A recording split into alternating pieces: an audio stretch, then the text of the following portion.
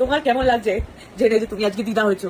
হ্যাঁ, সত্যি কথা বলতে সুন্দরী মেয়ে হয়েছে এর থেকে আনন্দের কিছু হতে পারে না, কিন্তু খুব খারাপ লাগছে যে এই সময় আমরা ওর পাশে নেই। মানে এইটা সুন্দরী আমরা ভিডিও কল করে সম্পূর্ণ সুস্থ আছে।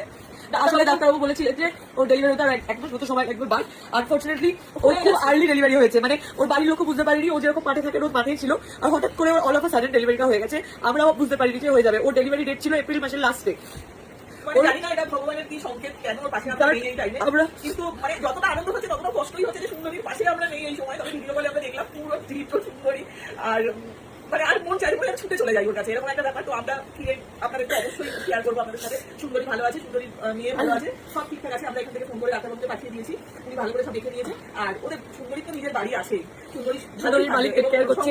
আর একদম আমাদের মানে সুন্দরীর পাই টু পাই কপি, মানে টাচ উড, যেন সবসময় সুস্থ থাকে। একদম ছোট্ট পুচকি। এই ইউকি, তুমি তো আমাদের চেনো না, এটা ইউকির বেবি। এই শোনো, আমাদের সুন্দরী বেবি হয়েছে।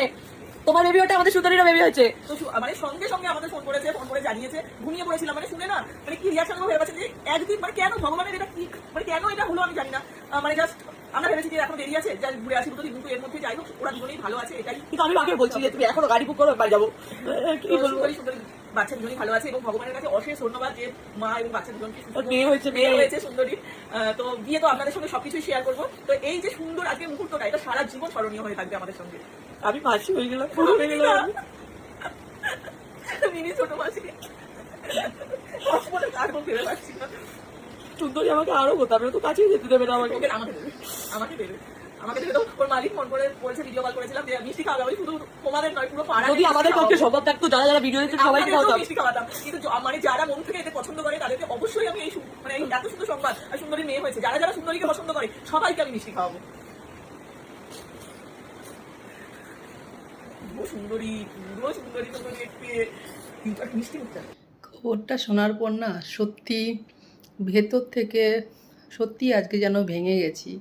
যে মেয়েটা, যাদের পরিবার সামান্য জীবজন্তুর জন্য এত যারা ভাবতো, সেই মেয়েটা দূরে থেকে নিজের একজন গরুর একটা বাচ্চা হওয়ার সময় থাকতে পারেনি বলে যার এতটা কষ্ট, সেই পৃথিবী ছেড়ে তার মাকে ছেড়ে চলে গেল।